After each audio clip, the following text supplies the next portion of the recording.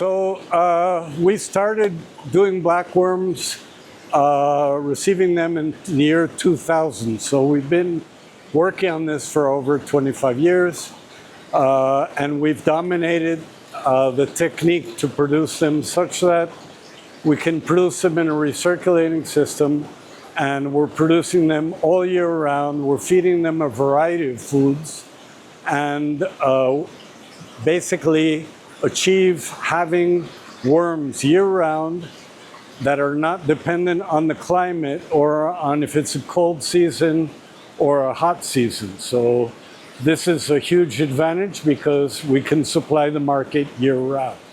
So one of the things that Gabe just asked me about is how we start up a system. So obviously we have a lot of water available, but we don't want to use it because of the temperature variation.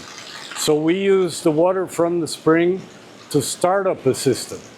And that's all the new water that we use. And then it is just recirculated and we control the temperature. And that way we can achieve the results that we get and produce over 300 pounds per harvest per system. I want everybody to see where the water comes from on this particular farm. And they're taking me to the mineral springs, and they made their little route up ahead. This water comes out of the ground probably around 58 degrees. And we just wanted to bring this to you because this is part of the blackworm farm. And this is what makes it interesting. It's all natural. Unbelievable. You can raise discus in this water, and it's been done here at this farm. So let's bring you some more stuff now. Yeah. Here's water coming into the farm. Look at this. Natural, no pumps, nothing. Listen to those pipes sucking water. Imagine having this in your fish tank. Who would sleep in the house?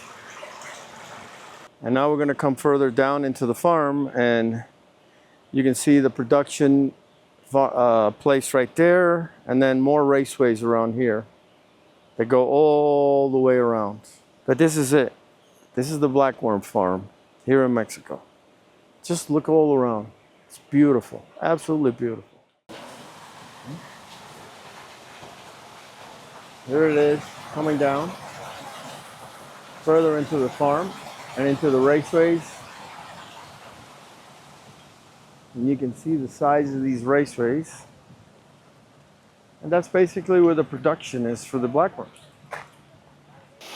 Here, this is a closer look, and I don't know if you guys can hear it, but look at the amount of water coming in. And this is one part.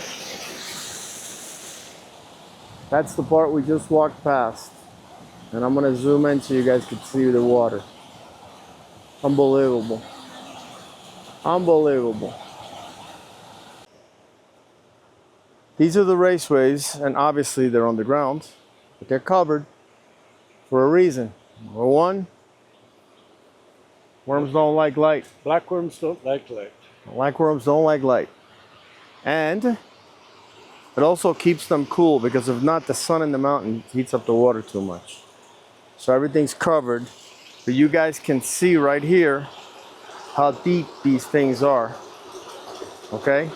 And get an idea.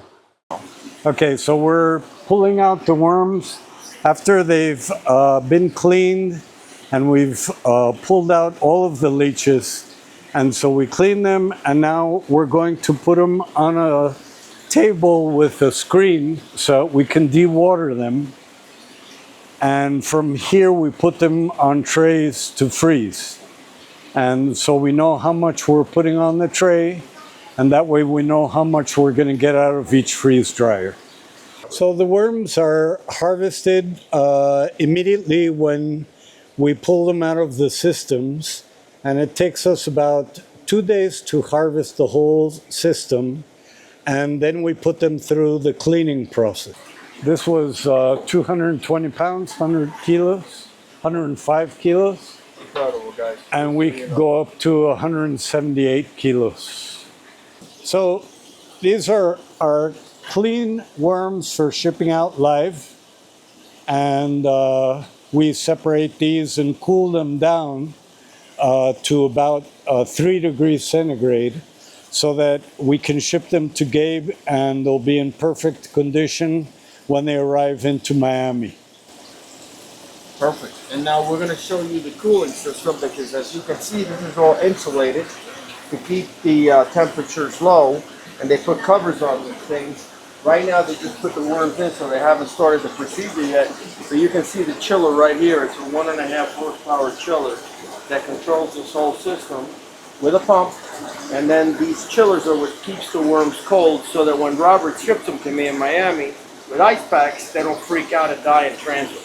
So preparing the trays for the freeze dryer, we freeze the worms first to take advantage of the full capacity of the freeze dryer to make the freeze drying process faster.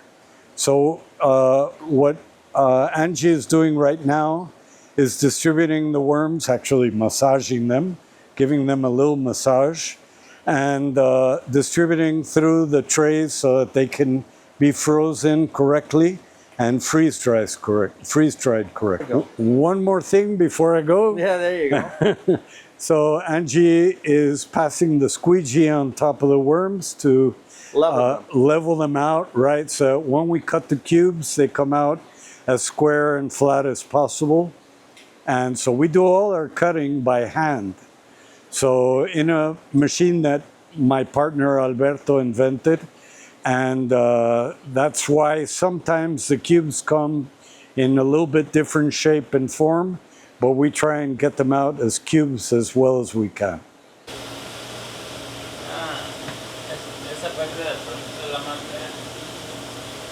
And this is how they freeze them first and then put them in the freeze dryer.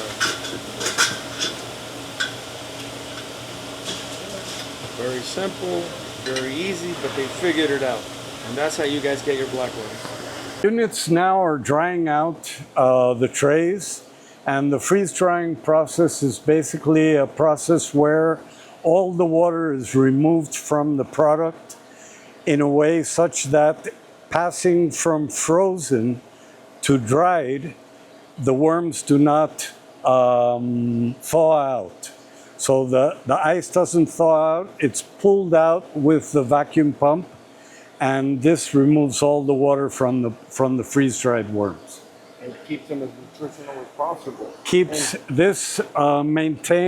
Allows us to keep the nutrients, all of the nutrients in the worms, because we're not drying them at a high temperature, and they've been processed basically from live to frozen to freeze-dried within 2 days. Actually, one last thing. These are the trays. Not the trays, but the actual blackworms as they come out before they cut them.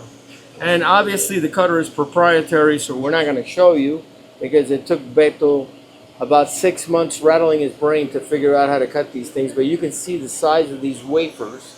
What are these, like 3 feet by 1 foot? Yeah, they're about 30 inches long by 11 inches wide. Yeah, there you go. So you guys can get an idea. This is obviously the azathioxin one. This is the red formula. And yeah, you can see them there perfectly. And these are already freeze-dried. I'm not going to cushion them too much because I don't want to mess them up. But this is it prior to cutting. Same size as the trays you guys just